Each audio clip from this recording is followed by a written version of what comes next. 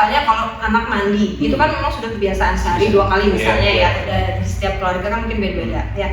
Sehari 2 kali mandi. Jadi dia anak ini terbiasa kalau nggak mandi dia terasa kotor.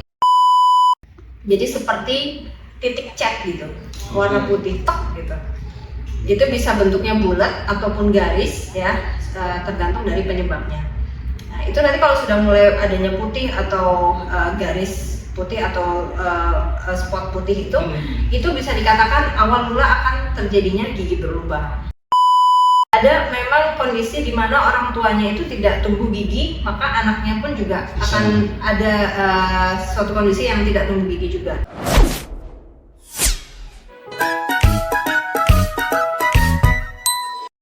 Halo Berdos, nah ini jarang-jarang ini kenapa nih ada 2 orang cowok ini ya? Baik kan? Udah lama kan gak pernah. Kalau kemarin di podcast kemarin itu biasanya kan 2 orang cewek-cewek ini. Betul, ya kan? Nah sekarang kita ambil alih. Betul, kapan lagi? Oke, bintang tamu kita kali ini tuh spesial. Dokter gigi anak. Betul. Nah, siapa itu Mas Andre? Nah, kita langsung aja ya. Langsung aja. Ya, ini dia Dokter Gigi Mutia, spesialis gigi anak. Apa kabar dokter? Insya Allah sehat alhamdulillah. Alhamdulillah. Gimana kabarnya Mas Aga, Mas Effendi? Alhamdulillah. Baik aja ini. Habis liburan ya, fresh ya? Ya, betul. Masa nggak aja sih? Oh iya ya. Ini juga ceritanya nih. Jaga ya. Iya. Oke, dokter. Sekarang ini dok ya, saya ingin bertanya dulu sih. Mungkin sebelum kita bicara tentang topik, kita hari ini akan berbicara tentang bagaimana caranya apa ini? Tentang tentang gigi. Iya, bagaimana cara untuk menjaga kesehatan gigi dan mulut seperti itu kan, terutama untuk para balita ya. Balita. Sebenarnya dok, pertanyaan itu mungkin bisa yang kemarin kita kan sempat live nih sama dokter gigi Andra. Nah, pertanyaannya itu ada tentang seputar bagaimana sih cara menggosokkan gigi yang baik seperti apa. Terus yang kedua, habis itu setelah itu ada yang bertanya juga, untuk bayi apakah boleh pakai ya pasta gigi ya kayak gitu banyak sekali yang dipertanyakan gitu dokter. Iya. Kalau dari dokter sendiri sebenarnya itu seperti apa sih dok? Gitu. Ya, oke. Sebelumnya terima kasih atas kesempatannya ya. Mudah-mudahan juga moms di rumah, mudah-mudahan semua sehat-sehat semua.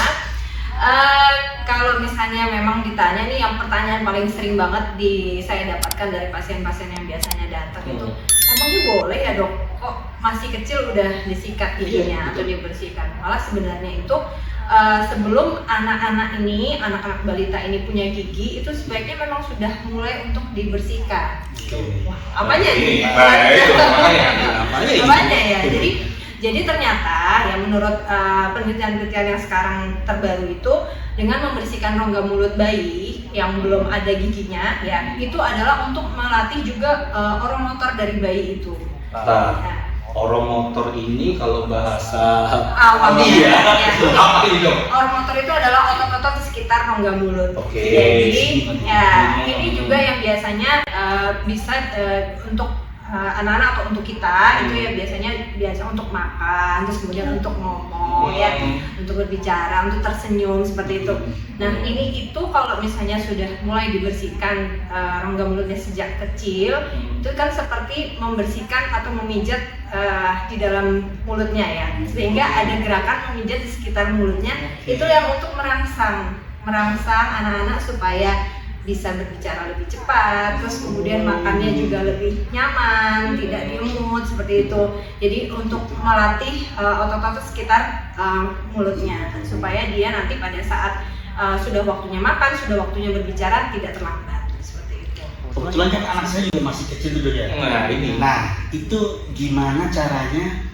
Dia kan pasti disuruh sikat gigi, rewel tuh pasti ya. Betul. Rewel belum gimana caranya? Entah itu dipegang atau gimana nih, ya cara didorong. Nah, itu gimana caranya untuk dia agar mau tuh untuk sikat gigi? Ayo diraih gimana untuk sikat gigi itu gimana caranya? Nah, ini pelaku berarti. Betul lah. Kalian konsultasi ya. Kapan lagi jawab saya?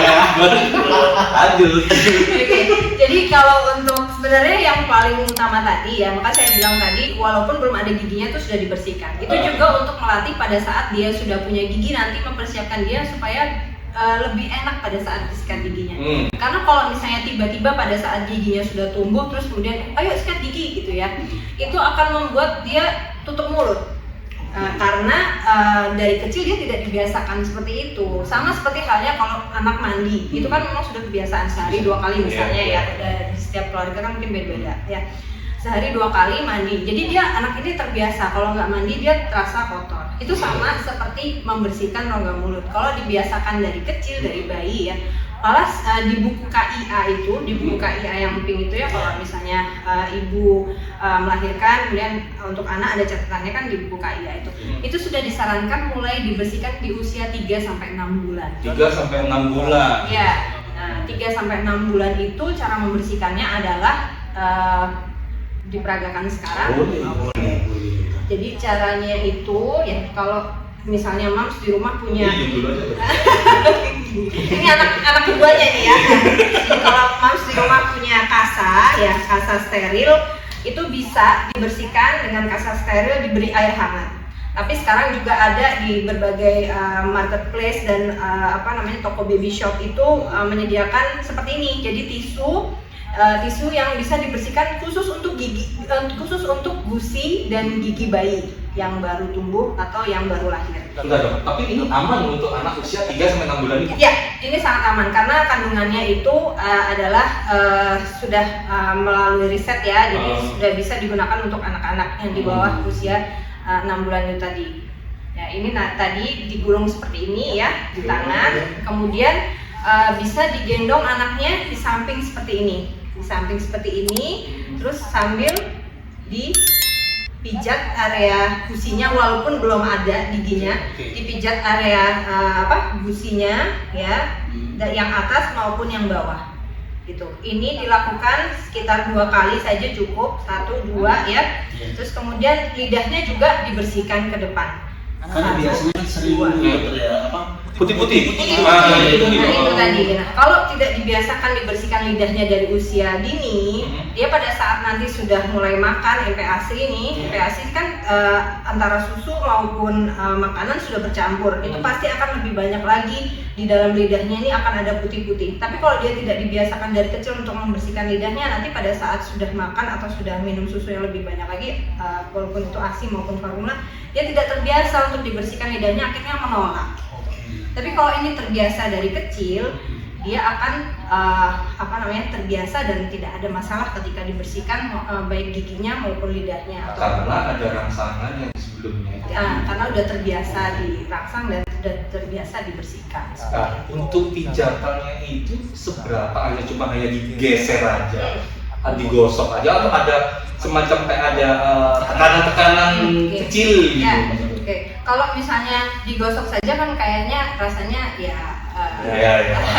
kurang bersih ya. Ini semua setiap orang tua pasti lebih tahu lah, orang tuanya lebih tahu, bisa merasakan. Jadi kontrolnya ada di orang tuanya, ya. Dia sendiri yang lebih tahu anaknya seperti apa, kekuatannya jangan terlalu kencang dan juga jangan terlalu lemah juga. Kalau terlalu lemah dia tidak terbersihkan, tapi kalau terlalu kencang malah membuat anaknya jadi nyaman dan nangis gitu. Ada efeknya nggak sih? Takutnya kan kalau sejak kecil gitu, sejak bayi gitu, udah sering digosok-gosok atau dipijit, nanti takutnya takutnya itu karena giginya tumbuhnya miring atau apa, kayak gitu ntar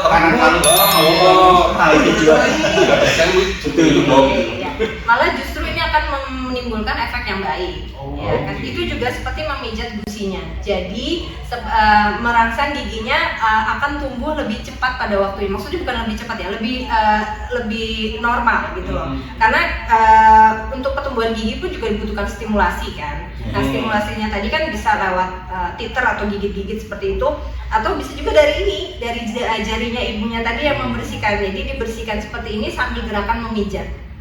Itu yang mainan bayi. Kayak biasa ada airnya dan kan buat gigit-gigit biasanya untuk anak yang tumbuh gigi supaya dirangsangnya dari itu dan lebih cepat tumbuhnya kan biasanya pakai itu ya untuk merangsang. Nah, ini dari pijatan tangan dari orang tuanya itu juga bisa untuk memijat gusinya sekaligus merangsang pertumbuhan dari menstimulasi dari pertumbuhan gigi anak itu tadi. Jadi sangat penting sekali dari kecil sudah dibiasakan supaya dia nanti pas besar waktunya untuk menyikat gigi dia tidak susah seperti itu. Terus untuk yang tadi dokter yang lidah putih tadi itu ada efek sampingnya untuk ke depan atau gimana dokter?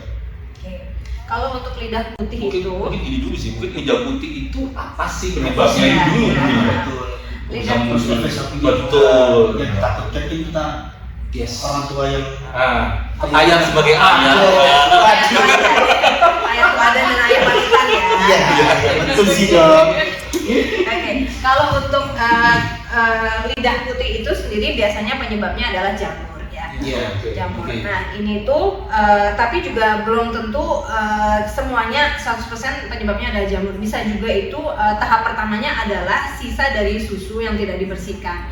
Jadi penumpukan sisa susu, kan susu itu kan gula ya. Gula, terus kemudian walaupun dia ASI ya, setelah 6 bulan kan anak akan MPASI.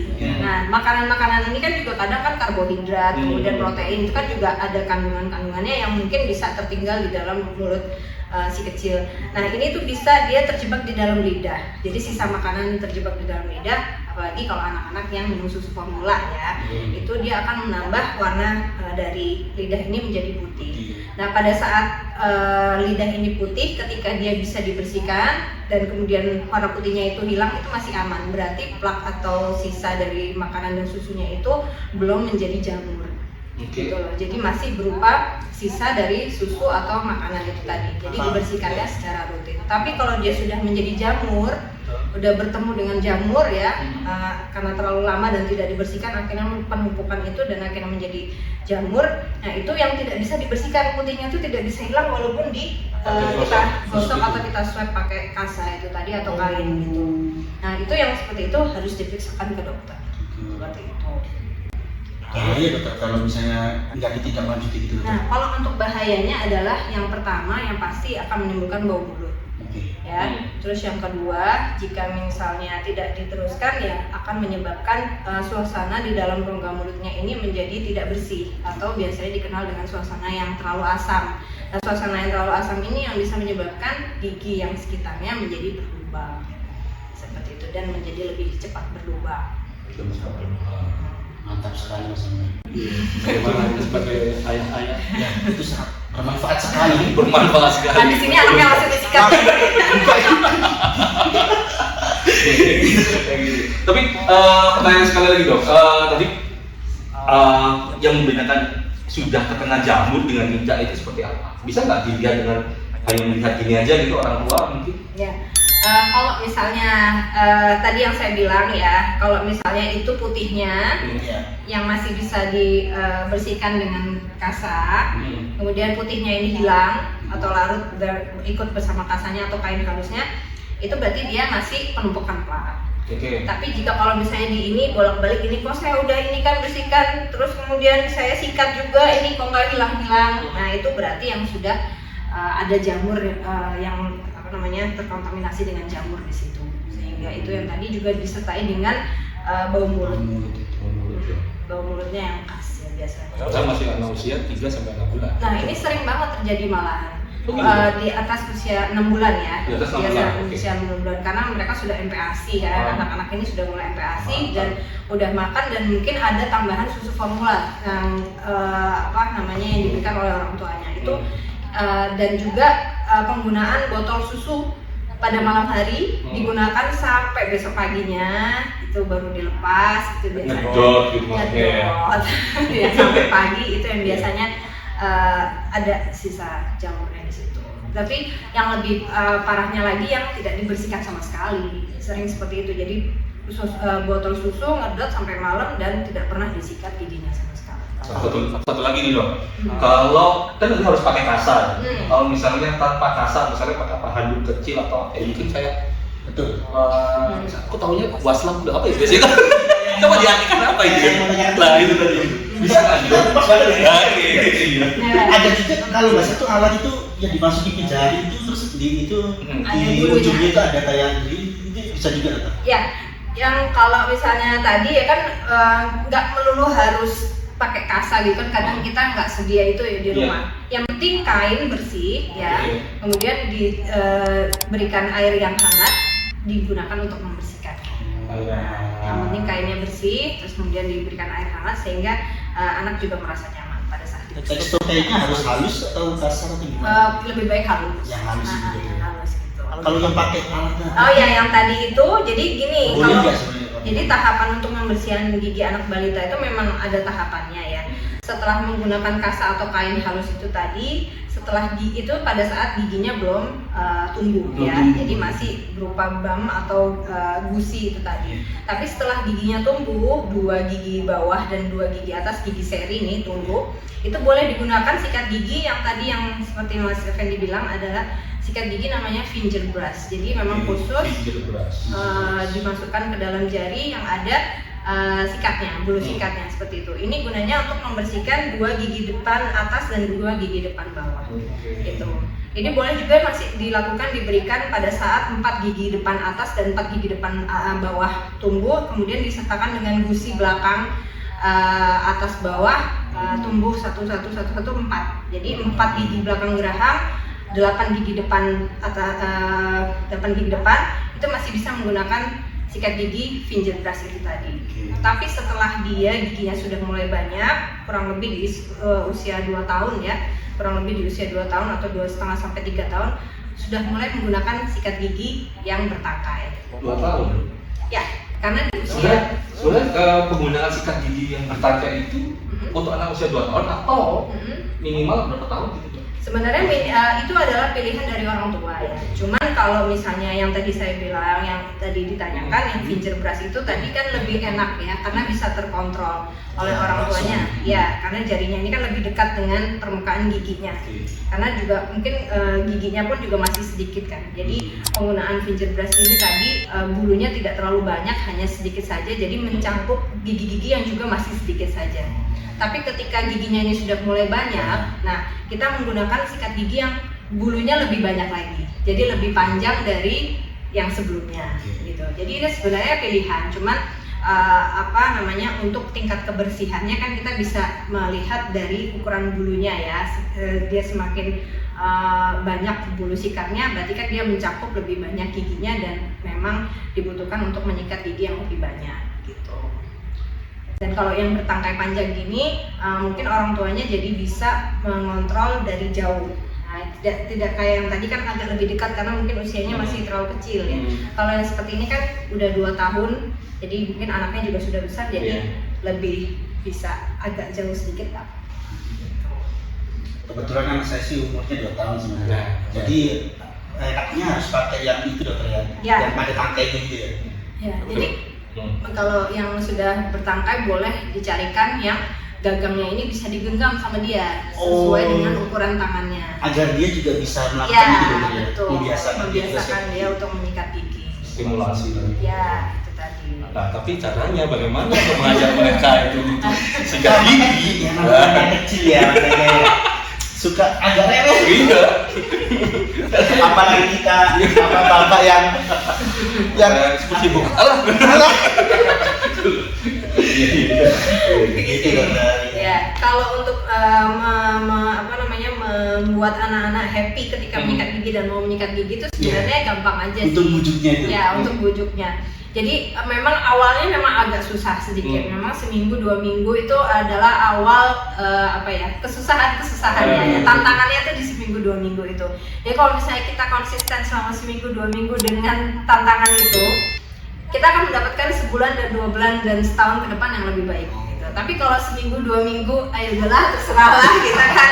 Ya sudah, anaknya pun hore, aku dibiarin gitu kan. Tapi kalau dia seminggu 2 minggu, ayahnya sama bundanya tidak putus asa, gitu kan. Tetap ya walaupun dia nangis, sebenarnya itu tidak akan menimbulkan trauma, asalkan kita tidak marah kepada mereka. Jadi bukan sesuatu yang wah gitu ya, tapi sesuatu yang ayo kamu bisa setelah ini gini, boleh kita kasih reward, tapi yang rewardnya harus dibuat menyenangkan. Ya, rewardnya yang sederhana aja, nggak usah belikan yang besar-besar ya. Jadi cukup yang sederhana aja. Kamu sikat gigi, di rumah sama itu terus. Jadi kalau bisa rewardnya juga jangan yang mahal menghabiskan uang orang tua tidak ya. Itu sepertinya keluar sama pada. Jadi kalau ada contoh-contoh yang pernah saya lihat ya, orang tua tersebut bisa aja dengan rewardnya adalah malamnya kita cerita bareng ya, nanti malamnya dibacain buku cerita ya, atau nanti malamnya tidur sama ayah ya, atau nanti itu kan sesuatu yang buat mereka mungkin nggak setiap hari dilakukan gitu. Jadi sesuatu yang bisa kita cari apa ya yang nggak setiap hari mereka lakukan gitu loh. Jadi nggak yang selalu harus berupa materi. Challenge orang tua gitu. Iya. Bagaimana Iya dia para mama nggak harus pakai materi. dan selama dulu. Oke. Pertanyaan selanjutnya dokter. Tadi untuk sikat giginya sendiri, untuk yang sudah bergagang itu, bagaimana dengan bulunya? Apakah harus ada kriteria tertentu? Seperti itu. Kalau untuk kriteria bulunya itu tadi sama ya. Kalau misalnya giginya sudah banyak ya, mungkin bisa cari yang bulu sikatnya tidak terlalu sedikit. Jadi bisa yang agak lebih banyak gitu. Jadi terus kemudian boleh dipegang juga, tapi kan biasanya di kemasan ya. Jadi cari yang bulu sikatnya yang soft, yang lembut ya. Karena supaya pada saat disikat itu tidak melukai gusinya, sehingga anak jadi tidak ketakutan pada saat dia menyikat gigi. Kalau misalnya bulu sikatnya dirasa keras ya, itu lebih baik diganti aja. Karena mungkin dia tidak mau menyikat gigi karena kesakitan pada saat disikat karena bulunya kena ke gusinya gitu. Jadi tadi kriteria khususnya sih ya hanya itu aja, dilihat dari banyaknya giginya, terus kemudian bulu sikatnya juga yang lembut, terus yang ujungnya kalau bisa yang membulat. Ujungnya membulat. Ya, ini kayaknya tidak ya. Ini hanya contoh. Jadi boleh nanti, kalau saya nggak boleh satunya ya. Jadi yang bulu sikatnya itu ujungnya kepalanya yang membulat. Kalau yang pakai seperti ini, itu untuk anak usia berapa? Kalau yang ini seperti ini ya mungkin sekitar di atas 2 tahun atau 3 tahun ya, supaya dia kalau pada saat pada saat ketatap atau itu dia tidak menimbulkan rasa sakit yang kalau anak-anak masih di bawah 3 tahun itu kan kalau sakit sedikit wah langsung sudah pasti itu bahasanya. Jadi ya lebih baik dicari juga yang itu tadi yang ujung sikatnya membulat. Itu aja. Tadi mulai dari usia berapa tadi?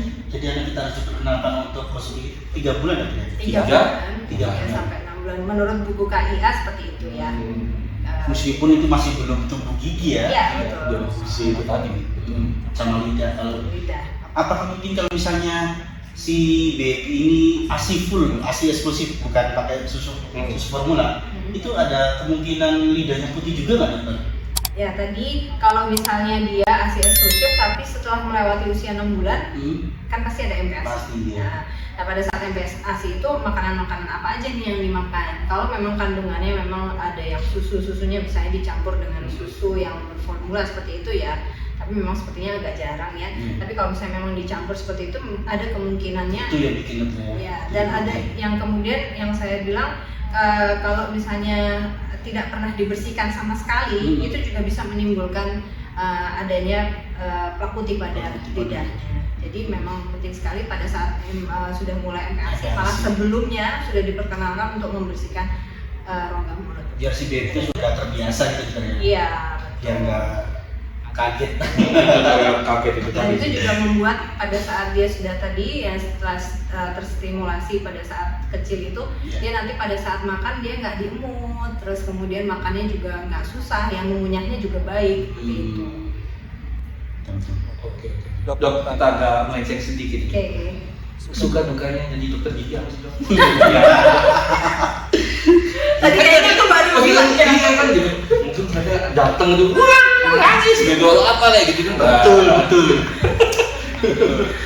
Suka dukanya sebenarnya kalau sukanya tuh ya menyenangkan ya, dan tiap tahun tuh kita harus mengikuti perkembangan film apa yang lagi nge-hype apa gitu. Mungkin sama mungkin ya seperti dokter anak ya, cuman mungkin kalau dokter gigi anak ini kan range waktu kami memeriksa itu kan sekitar 30 sampai 60 menitan ya, 30-45 menit sampai 60 menit. Jadi lumayan lama berinteraksi sama anak. Jadi kita memang harus tahu dia lagi suka apa, terus apa yang lagi ini film ini tuh apa gitu. Jadi memang saya sering nonton YouTube anak-anak. Dan harus update gitu. Iya. Apa yang disukai anak zaman sekarang gitu ya. Iya, jadi kayak tokoh YouTube apa yang dia lagi sukai, yang lagi anak-anak itu paling suka di usia-usia sini sampai saya hafal. Oh ini kalau perempuan biasanya sukanya ini, kalau cowok sukanya gini. Iya. Jadi udah kita harus masuk ke dalam dunianya mereka juga. Kadang-kadang kalau udah masuk itu kan dokter gigi sama dokter gigian bukan banding-bandingin nih maksudnya, tapi kalau ke gigi anak itu kan pasti udah pertama kali masuk udah ngeliat kursinya itu tadi kan alatnya, takutnya kan anak wah ini ya kursinya segede-gedenya kayunya. Takutnya seperti itu. Ada tips-tips gitu nggak dok kira-kira tuh untuk supaya anak itu dia takut untuk orang tua? Apakah ruangannya juga perlu harus didesain sedemikian rupa untuk menyenangkan buat anak gitu? Kalau misalnya didesain sedemikian rupa sih boleh-boleh aja ya. Tapi misalnya kan semua itu kan tergantung dari budget masing-masing dokternya ya. Kalau misalnya mengharuskan harus dibentuk-bentuk segala macam sih, saya nggak bisa bilang seperti itu juga ya. Tiap dokter tuh gayanya berbeda-beda ya. Punya caranya berbeda-beda ya. Kalau misalnya salah satunya kalau saya itu tadi adalah menyelami mereka, mengetahui apa yang mereka sukai, berusaha untuk menyetarakan kita sama mereka. Jangan ada kayak oh aku dokternya nih, kamu pasiennya, kamu harus urut sama aku, enggak. Jadi kayak kita bermain bersama gitu. Nah kalau misalnya tipsnya sih ya, kalau untuk orang tua kalau memang mau mengajak anaknya ke dokter gigi, usahakan untuk sebelumnya dia orang tua bisa melihat-lihat, memberikan sugesti dulu ke anaknya, kita akan ke dokter gigi ini sebulan sebelumnya, terus atau seminggu sebelumnya, 1 hari sebelumnya. Jadi dikenal kalau saya bikin istilah 1-1-1. Oke, baru 1-1-1. Oke, coba. Jadi 1 bulan sebelumnya, 1 minggu sebelumnya, 1 hari sebelumnya, terutama untuk anak yang belum pernah ke dokter gigi sama sekali ya. Karena memang nggak sama ke dokter gigi dengan ke dokter anak ya. Yang tadi Mas Angga bilang kan kalau ke dokter gigi begitu melihat, langsung ya, ini apa? Kadang mereka masuk terus, ini apa dok? Ini apa dok? Ini apa? Jadi ini sesuatu yang baru. Jadi kalau bisa orang tua sudah menceritakan dulu, nanti di ruang dokter gigi ini ada ini loh, nanti dokter gigi bakal begini, nanti bakal begini. Itu akan membantu kita banget. Ya, jadi begitu peran dia penting buat orang tua. Ya, jadi nanti begitu dia datang kita nggak perlu jelasin lagi tuh. Dia tinggal tanya, sudah pernah lihat video ke dokter gigi? Belum. Oke, kita jelasin dari awal.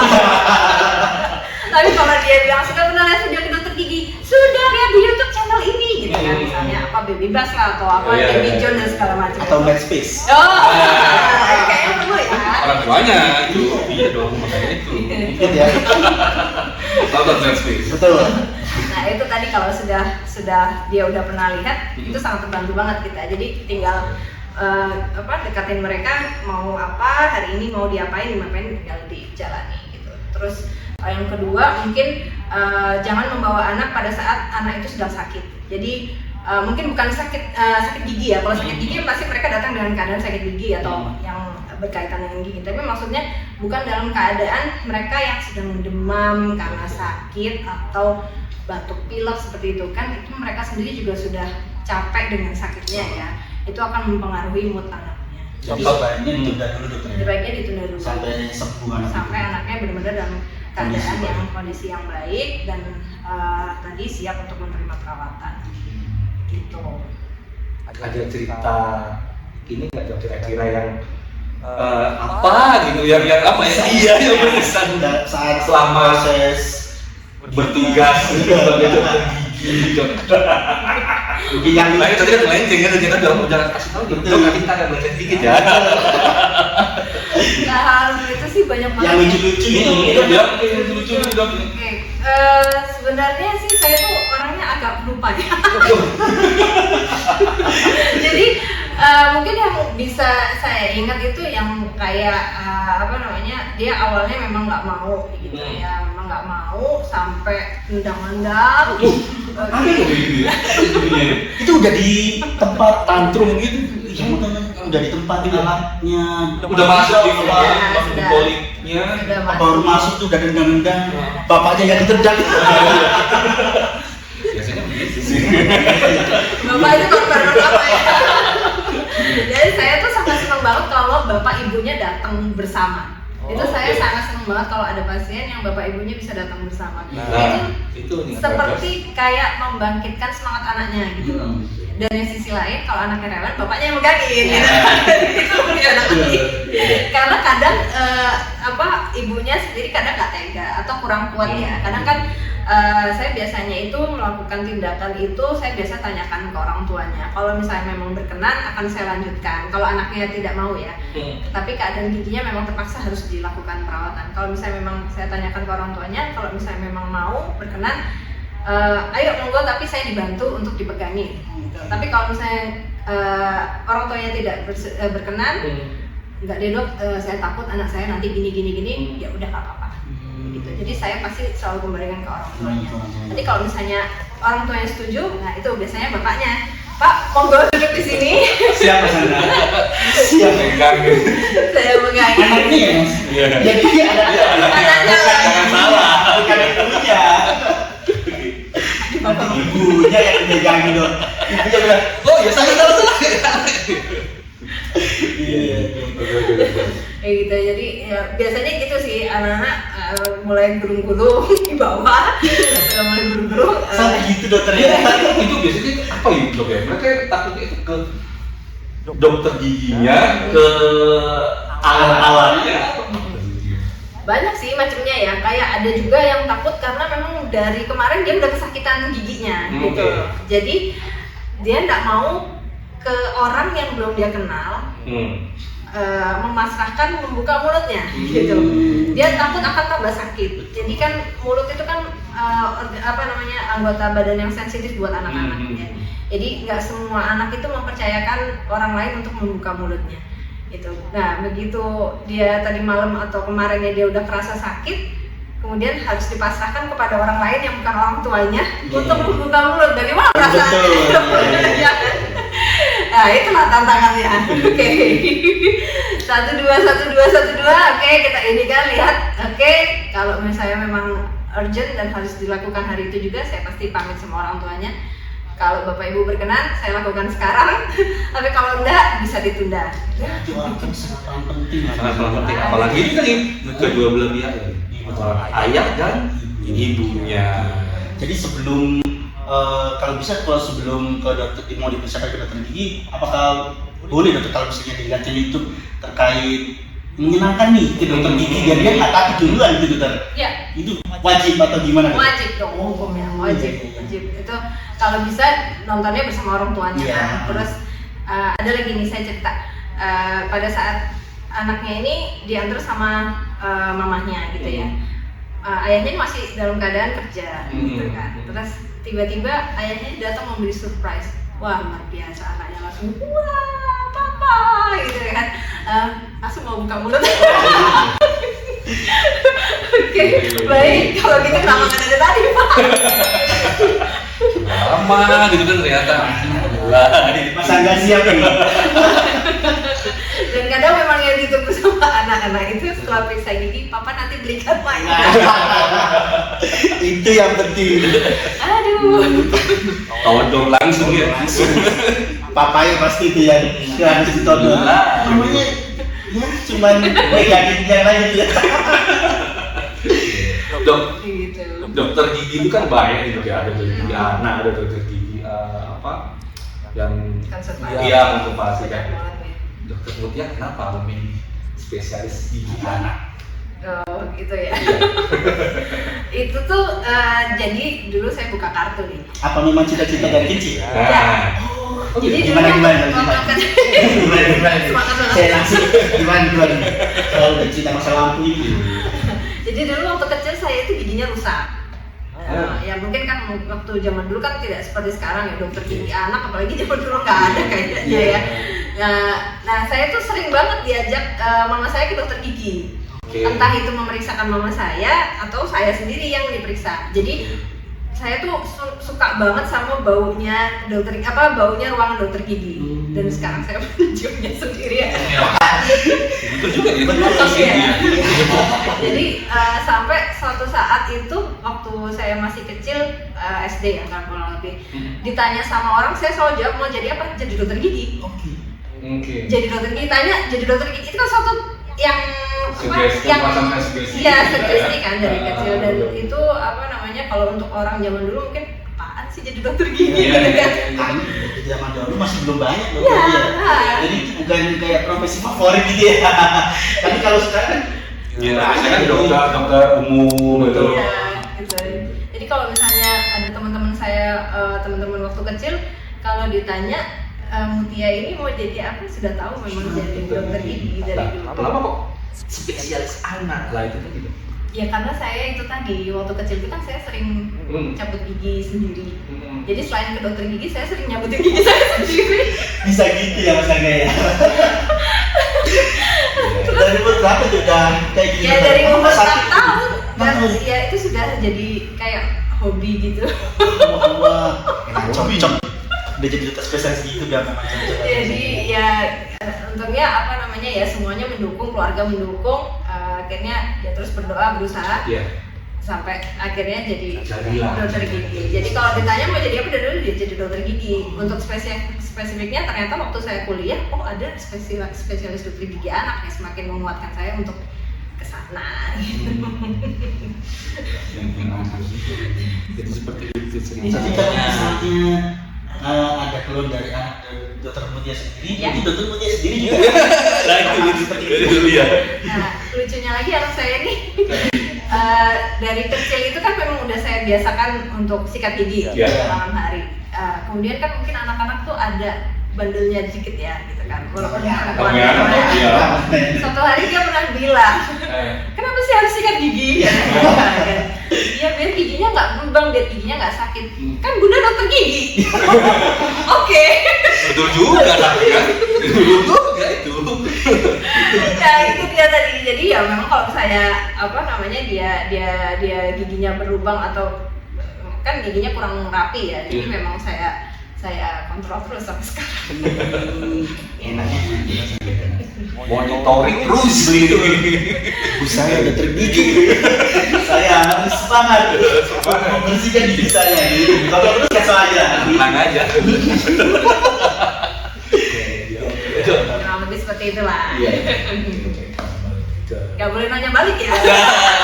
Boleh dong. Boleh dong, boleh. Boleh. Udah kita langsung ke topik Udah gini. kembali lagi ya. Kembali di apa nih? Mbak Nika masih lama ini? Masih ada waktunya? Ada ya. Oke. Ya. Dok, kita kembali ke bagaimana untuk menjaga kesehatan rongga mulut ya gitu. Untuk anak-anak tadi kasusnya itu kan selain kita memberikan stimulasi sejak dini 3-6 bulan itu tadi dengan memberikan menggosok gigi atau memijat dengan memakai kasar dan kita dipakai pelak, kain apa segala macam kayak gitu ya. Kok lap sih kain? Iya, apa identik? Iya, gimana coba?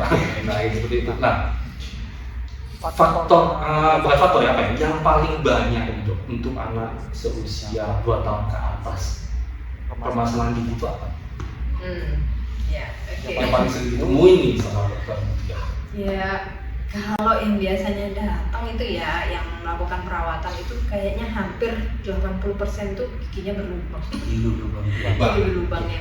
Jadi mulai dari spot putih, terus spot coklat, spot kuning, spot hitam itu sudah bisa dikatakan sebagai ciri-ciri dari awal mula dari gigi berlubang. Sudah Dok, spot putih itu apa tuh, bisa langsung dilihat secara langsung lihat gini bisa? Atau mungkin harus ke dokter gigi dulu gitu?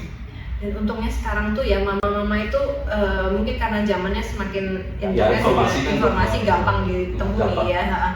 Jadi mereka tuh memang saya senangnya memang langsung aware gitu loh. Dok, gigi anak saya ini kok warnanya beda ya. Gitu.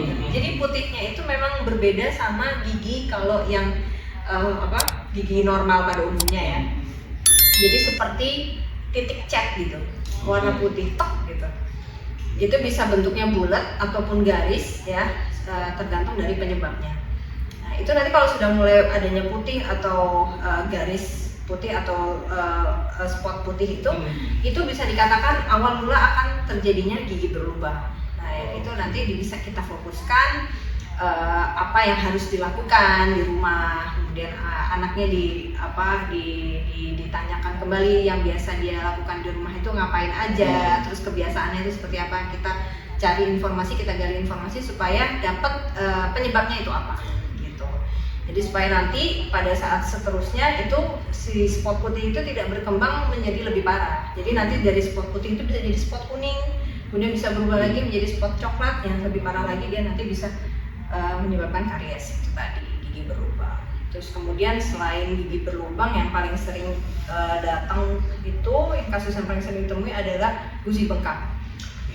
Gusi bengkak. Ya, gusi bengkak ini penyebabnya ya juga dari gigi berlubang itu. Jadi gigi berlubang yang sudah mengenai saraf ya, lubangnya tidak terawat sehingga bakterinya ini masuk ke dalam saraf dan menyebabkan gusinya menjadi bengkak. Malah ada yang sampai mukanya pun bagian pipinya ikut bengkak. Ya, kalau udah seperti itu kan anak pasti yang pertama kadang ada demamnya ya. Nah, terus kemudian anak jadi tidak bisa makan, kadang sampai tidak bisa membuka mulut. Itu kan sudah mengganggu aktivitas sehari-harinya. Dibuat jalan atau lari aja rasanya dung sakit ya. Itu yang biasa juga terjadi. Terus yang sering lagi yang ditemui di poli itu adalah gigi goyang. Biasanya kan usia peralihan ganti gigi itu di usia 5 atau 6 tahun ya. 6 tahun, 7 tahun itu sudah berganti dari gigi susu menjadi gigi dewasa. Itu paling sering. Tapi kan normal itu kayak gigi goyang dan itu kan sebenarnya kan suatu hal yang normal, bukan yang ada indikasi masalah apa gitu, enggak ya? Beda-beda, ada juga sih. Kalau misalnya dia terjadi sebelum usia 6 tahun atau 5 tahun mendekati 6 tahun sebelum usia itu terjadi gigi goyang, itu harus kita cek. Biasanya penyebabnya adalah gusi bengkak. Nah, kalau terdapat gusi bengkak sampai giginya goyang, itu yang harus diperbaiki, yang harus dirawat. Tapi kalau misalnya memang di usia 5, 6, 7 tahun giginya goyang, itu usia yang normal. Dok, tadi kan dikatakan ada karies gigi itu sebenarnya seperti apa sih? Karies gigi itu yang tadi ya, kalau misalnya gigi itu kan permukaannya kan halus ya. Begitu dia itu ada ceglongan atau sesuatu yang pada saat diraba atau disentuh itu dia tidak lurus dengan permukaannya atau ada jeglong itu yang namanya biasanya karies gigi. Biasanya diikuti dengan perubahan warna, baik itu warna putih, kuning atau coklat tadi itu. Itu kalau itu udah termasuk indikasi terjadinya karies pada balita. Perubahan warna itu tadi. Jadi kalau misalnya saya senang sih, tapi kalau mama-mama sekarang ini sudah lebih perhatian ya terhadap anaknya, benar banget gitu. Jadi dia begitu tahu ininya berubah warna dok, langsung sudah mulai mencari tahu apa nih penyebabnya. Dan biasanya tindakannya apa? Kalau untuk perubahan warnanya gitu sendiri, kalau misalnya dia masih berupa spot putih gitu ya, terus dilihat juga tingkat keparahannya seperti apa. Spotnya ini sangat luas apa hanya berupa titik yang di suatu gigi aja. Itu kita lihat kalau misalnya dia hanya titik aja, berarti kita lihat dan kontrol ini kebiasaannya setiap hari seperti apa yang membuat itu jadi giginya sampai berubah warna seperti itu. Nah kalau misalnya sudah terjadi perubahan warna putih itu kan dia tidak bisa kembali ke warna normal lagi. Itu bisa dong? Ya, kecuali ditambah. Nah, tapi kan kadang kalau anak-anak di bawah usia 2 tahun ya, ini yang biasanya sering ditemui sih seperti itu, yang ada spot putih di bawah usia 2 tahun. Kadang kan memang masih susah untuk dilakukan perawatan. Biasanya untuk dokter gigi itu untuk kunjungan pertama biasanya melakukan perkenalan terlebih dahulu. Jadi kita berikan bagaimana caranya, kalau ke dokter gigi itu seperti apa, di dokter gigi itu akan diapain, dan kemudian di rumah nantinya kita akan memberikan informasi kepada orang tuanya supaya mengganti kebiasaan-kebiasaan yang bisa menyebabkan gigi itu berubah warna itu tadi atau terdapat spot itu tadi. Seperti apa itu kebiasaan-kebiasaan? Ya, jadi kadang-kadang menyikat giginya itu kurang tega. Itu tadi bibirnya kadang-kadang anak tuh kan kalau sikat gigi kadang bibirnya tuh dia gini aja dia gitu kan, nggak mau gitu kan. Nah ini tolonglah untuk dibuka. Jadi bibirnya diangkat ke atas, nah terus arah menyikat giginya itu kadang mama-mama masih sering nih yang gini ke kanan ke kiri seperti itu. Jadi bibir diangkat, terus arahnya ke atas dan ke bawah, gitu. Nah kalau seperti ini, nanti kita tanyakan apakah sudah melakukan seperti itu, ternyata belum. Jadi mungkin ada kesalahan pada saat menyikat. Yang Ke atas ke bawah. ke Satu arah. satu arah. Nih, ya. Ke atas ke bawah ini gimana ya? Ini ya. Oh, bukan Ke atas bawah gitu, Ini tidak ke bawah gini. gini. Bukan gini ya. Iya, gini. Tapi gini. Ah, ini apa namanya? Ke bawah ya. Ke bawah, Ke bawah, bawah, iya, iya. ke bawah ya. Tadi kan Atas ke susah bawah. banget. Ada ke bawah, atas ke bawah. Iya. Iya. Tapi bukan. Bukan begini Iya, ya. kan. Kalau untuk anak-anak, mungkin kan memang kan mereka kan gerakan motornya belum Iya, terlalu oke iya. kan. Jadi kalau misalnya mau gitu Iya, ya, betul. ya akhirnya jadi nggak dibersihkan. Tapi kalau misalnya gini pelan-pelan ya, Iya. dia bisa kok dikasih tahu. Anak-anak tuh bisa kok dikasih tahu. Jadi arahnya ke bawah gini. Karena gunanya apa? Itu adalah untuk membersihkan sisa-sisa makanan yang mungkin menyangkut di antara gigi. Sela-sela gigi. Oke. Jadi kalau misalnya ke kanan kiri yang sisa di antara sela-sela gigi itu tidak akan terambil oleh bulu sikatnya. Tapi kalau dia arahnya ke ini satu arah itu tadi ke bawah itu dia tadi sisa makanan itu tadi yang dari atas itu bisa turun ke ini apa namanya ke bagian mulut ke dalam mulutnya gitu ya. Katanya bersih nih si Dwi ya. Ya, karena Sering disikat kali dia. Kalau tetap ya. Mana-mana pasti bawa kan akhirnya. Oh iya, untuk gigi anak itu biasanya kan pernah mengalami namanya itu ya, copot gitu ya. Itu gigi bisa tumbuh lagi. Itu batas maksimal usianya bisa tumbuh lagi sampai usia berapa itu? Oh ya, itu yang dinamakan usia gigi pergantian ya. Jadi tadi yang dimulai itu kan usia 5-6. Kadang patokannya itu biasanya untuk berdasarkan literatur itu usia 6 tahun ya. Tapi banyak juga kok pasien-pasien di Indonesia ini khususnya di RSI Amer ini ya, pasien yang sebelum usia 6 tahun jadi 5 tahun setengah itu sudah mulai mengalami pergantian gigi. Jadi ya kita ambil patokannya di usia 6 tahun ya. Itu akan terjadi sampai kurang lebih di usia 15 tahun. Tiap anak berbeda-beda, jadi tidak bisa disamakan. Rata-rata sampai 15 tahun. Rata-rata anak-anak Indonesia sampai usia 15 tahun, karena banyak yang berganti. Nah setelah 15 tahun itu nanti sudah menjadi gigi dewasa atau gigi permanen semua, dan itu yang harus diberitahukan kepada anak-anak bahwa tidak akan terganti lagi sama gigi yang lain, karena takutnya mereka karena orang tuanya nggak tahu kalau ternyata ini sudah gigi dewasa, sudah gigi permanen yang nggak bakal bisa ganti lagi. Mereka nggak tahu dan akhirnya ngebiarin gitu loh. Kan nggak apa-apa dong, nanti masih bisa ada gigi pengganti. Itu sering sekali terjadi seperti itu. Jadi yang memang harus ekstra perawatan untuk giginya dari usia 15 tahun ke atas. Itu sudah mulai harus rajin, terutama sehari minimal 2 kali malam sebelum tidur tuh harus wajib gitu. Malam sebelum Gimana dong kalau misalnya anak-anak yang sudah giginya udah coklat udah apa ya? Atau orang itu gigis gitu. Itu nanti apakah tumbuhnya juga masih bisa normal juga atau ini? Masih. Kalau misalnya untuk tidak ada keturunan giginya orang tuanya itu tidak tumbuh ya. Berarti itu ada faktor keturunan juga? Ada faktor keturunan juga. Jadi ada juga. Jadi ada juga kalau menurut kasus-kasus di jurnal itu ya, ada memang kondisi di mana orang tuanya itu tidak tumbuh gigi, maka anaknya pun juga akan ada suatu kondisi yang tidak tumbuh gigi juga. Jadi kalau misalnya orang tuanya bisa dikatakan tumbuh gigi dengan normal ya, dengan lengkap ya, insya Allah anaknya pun juga akan tumbuh gigi dengan normal dan lengkap. Nah kalau yang terjadi gigi seperti itu, memang perawatannya harus tetap dibersihkan ya, jangan sampai dia itu nanti gigisnya itu menimbulkan infeksi, karena gigis itu kan berarti giginya udah sisa akar. Nah sisa akar ini kan kondisi di mana sudah sisa akar itu di mana bakteri itu suka sekali dengan kondisi yang sudah tidak normal itu tadi. Sehingga kalau misalnya dia tidak dibersihkan, tidak dirawat, lama-lama si sisa akar ini akan menimbulkan infeksi. Infeksinya itu bisa berupa tadi gusinya bengkak itu tadi.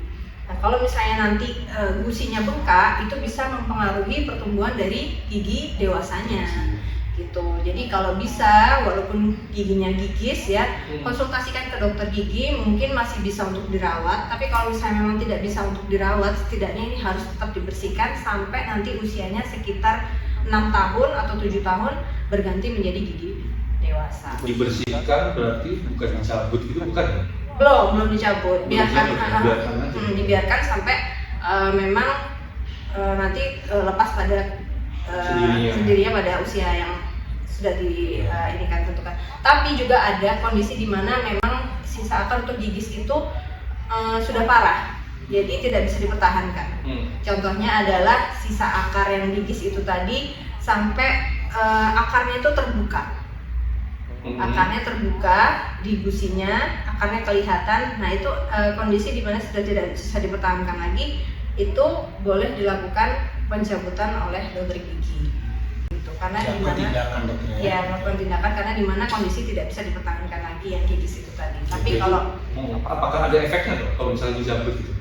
Kalau dicabut memang ada efeknya adalah akhirnya tempat yang untuk nanti dipersiapkan untuk gigi dewasanya akan sedikit berkurang dan menimbulkan tumbuh. Bukan, dan akhirnya nanti gigi dewasanya mungkin tumbuhnya akan berdesakan atau tumpang tindih itu tadi. Karena kan gigi susu itu kan sebenarnya gunanya untuk terapi gitu maksudnya. Iya betul. Jadi kan gigi susu itu gunanya untuk menanti gigi dewasanya ini, mempersiapkan tempat supaya gigi dewasanya nanti ini mendapatkan tempat yang cukup. Begitu ini giginya ini diambil belum pada waktunya si gigi susu ini, nanti gigi yang sebelah-sebelahnya si gigi susu ini akan mengisi tempat yang kosong itu tadi pada saat dicabut ya.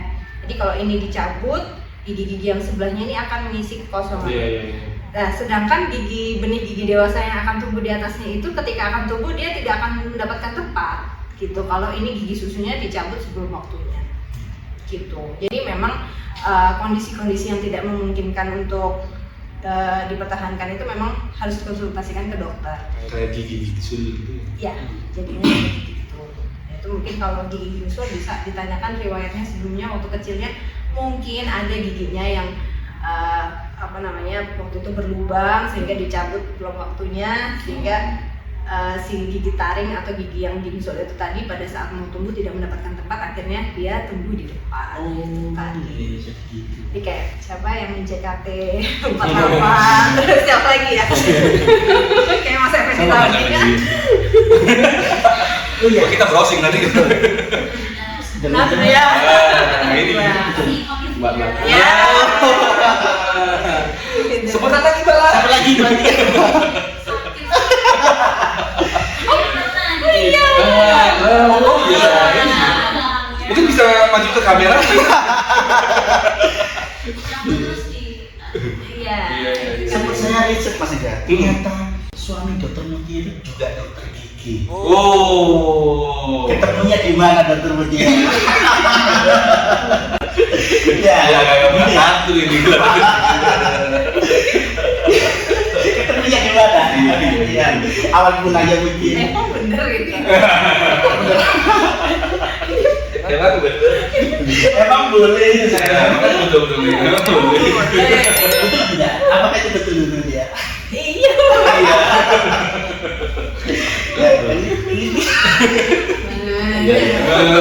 Bisa bisa nanti. Mungkin di skip gitu kan, ya gitu.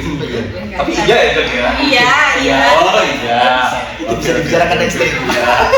Kita bicarakan di podcast selanjutnya lagi. Berarti biar nggak satu kali aja nih Dokter Mutia. Oke. Betul. Lah.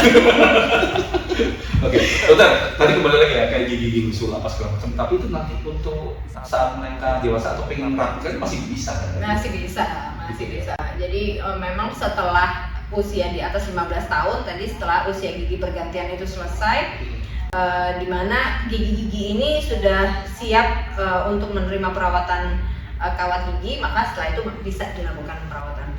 Itu dilakukan di usia di atas 15 tahun. Di atas 15 tahun itu tadi. Kalau menurut kami ya, dokter. Iya. Jadi setelah usia 15 tahun, setelah gigi-gigi pergantian itu sudah siap untuk melakukan perawatan, silakan. 15 tahun lagi. 15 tahun. Tapi kadang pun juga untuk anak-anak yang masih di bawah usia 15 tahun kayak usia SD gitu ya, usia sekolah, usia 6 sampai 10 tahun atau 12 tahun, itu pun mereka juga kadang mengalami hal-hal seperti gigi berantakan atau gigi berdesakan. Jadi kadang ada usia yang seperti itu tidak perlu menunggu sampai 15 tahun, di mana keadaannya bisa memungkinkan untuk dilakukan perawatan, maka dilakukan perawatan untuk gigi berdesakan atau gigi berantakan itu tadi di bawah usia 15 tahun tidak apa-apa. Tapi kalau kami dokter gigi anak bukan melakukan dengan kawat gigi, tapi menggunakan cara itu tadi kawat yang lepasan. Jadi tidak ditempel pada gigi, tapi yang bisa dipasang pakai seperti itu. Itu aman untuk anak? Untuk anak di di bawah 15 tahun ya. Ngomongin kawat gigi tadi ya, jadi Iya, betul. minimal usia berapa dokter kalau boleh dipakai kawat gigi PR ya namanya itu? PR. Gitu. Itu Minimal. usia berapa dokter? Minimal kalau kami dokter gigi anak biasanya di minimal itu 15 tahun. 15 tahun dokter ya. Di bawah itu nggak menyarankan dokter ya? Lebih ke arah melihat kondisi giginya. Kondisi gigi yang terlalu. Ya, jadi pertimbangan kondisi giginya.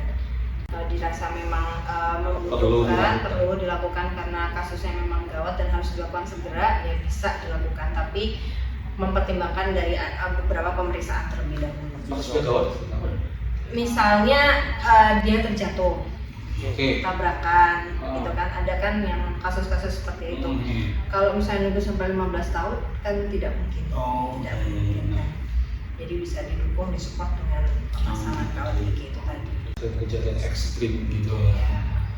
Itu juga harus dirawat dokter ya untuk kawat gigi tadi ya? Iya, pemakaiannya juga nggak boleh males gitu. Kalau udah mulai pakai kawat gigi ya berarti tidak boleh males menjaga kesehatan giginya. Karena saya pernah juga punya pasien yang ini kasusnya itu di atas 15 tahun ya, sudah mulai saya pasangkan kawat gigi ya kan. Karena range pasien kami itu kan dokter gigi anak itu kan dari 0 sampai 18 tahun. Ya, jadi usia 15 tahun itu boleh dilakukan perawatan kawat gigi. Dan kemudian pada saat itu pasien ini kurang baik dalam menjaga kesehatan mulutnya karena mungkin dia faktor yang pertama karena laki-laki mungkin ya, karena kalau menurut yang saya lihat itu selama ini perempuan lebih telaten dibandingkan laki-laki kalau memakai kawat gigi. Ya, dan ini apalagi ini kan mungkin usianya masih sangat muda sekali gitu ya kan. Jadi dia memang belum terlalu fokus untuk membersihkan kebersihan giginya, tapi sudah memakai kawat gigi gitu. Akhirnya yang saya lakukan adalah melepasnya karena saya lebih mempertimbangkan kesehatan kebersihan rongga mulutnya dibandingkan giginya ini yang harus dirapikan gitu. Karena kasusnya pun juga tidak terlalu ekstrim banget ya untuk merapikan sedikit saja. Jadi kalau dia tidak tidak bisa menjaga kesehatan rongga mulutnya pada saat memakai bracket, ya saya tidak menyarankan untuk pasien itu menggunakan kawat gigi. Berapa lama sih dok sebenarnya pakai bracket? Beda-beda setiap kasus ya. Oh gitu. Minimal sih sampai paling ringan 1 tahun. 1 tahun. 1 tahun. Itu sudah cukup untuk bisa merapikan. Dengan kondisi minimal tadi. Kasus yang Tergantung tidak kasus. berat. Banyak juga laki-laki yang pakai gitu dokter. Masa pakai? Iya. Tapi kalau saya bilang itu tadi lebih menyarankan kalau dia sudah mulai bisa menjaga kebersihan dirinya sendiri ya. Kalau makanya tadi pun juga saya setujunya 15 tahun ke atas tuh karena mereka pun ternyata di usia 15 tahun itu ada juga yang belum peduli gitu kan sama kesehatan gigi dan mulut. Tapi mungkin kalau di atas 17-18 tahun mereka sudah lebih berpikir kalau kebersihan itu penting kan, jadi lebih bisa merawat. Kembali lagi tadi kan peran dari orang tua juga. Ya betul. Meskipun udah usia dewasa. Iya, tentu. Kalau orang tetap wajib. Iya. Semua Kan anak sampai 18 tahun. Iya sih. Masih tanggungannya orang tua harusnya. Udah di kode masuk ke dia. Kode ini. Berarti Makanya kita nggak terasa ini kan. Rasanya kayak ngobrol biasa aja gitu ya, nggak ada itu enak Nah banget. sebelum kita closing nih misalkan nih, Dokter Mutia, monggo closing statementnya gitu ya. ya, atau kasih saran. Betul sekali. Tips untuk para mama sama Merdos. para merdos. Oke, Merdos. Jadi untuk saya memberikan saran kepada Merdos adalah jangan takut dan jangan ragu untuk mulai membersihkan gigi anak sejak dini, karena ini tadi adalah merupakan proses yang sangat berkesinambungan ya. Jadi kalau misalnya kita membersihkan sejak kecil, dia akan terbiasa sehingga rongga mulutnya pun juga menjadi terbiasa untuk bersih. Dan itu juga harus dilakukan rutin ya, dan orang tua juga harus peduli terhadap kesehatan gigi anaknya atau rongga mulut anaknya sejak masih kecil. Dan jangan takut untuk mencari informasi yang akurat ya dari sumber yang terpercaya, dan jangan mencari informasi dari katanya ini katanya itu gitu ya. Jadi kalau bisa menerima informasi yang benar mengenai kesehatan rongga mulut ataupun kesehatan apapun itu dari ahlinya. Jangan sembarangan mencari informasi. Betul. Harus ke yang ahli, Yang sudah expert. betul, expert di situ biar pas. Gitu. Oke, Mas Effendi, kita nggak terasa ini ya. Sangat Sudah selesai. sekali. Di Mail Space kali ini dengan Dr. Gigi Mutia, spesialis gigi anak. Saya ucapkan terima kasih dokter Terima kasih banyak. waktunya ini Iya. ya mengganggu di tengah-tengah praktiknya ini. Betul sekali. Oke, kalau gitu ya Brenda sekalian, kita sampai jumpa lagi, bertemu lagi di Mail Space di episode lainnya. Ya, betul. Saya Angga. Saya Fendi. Oke, kameranya di situ Mas. Kamera di situ. Lagi. Oke, lagi ya. Lagi. Saya Angga. Saya Fendi. Oke, sampai jumpa.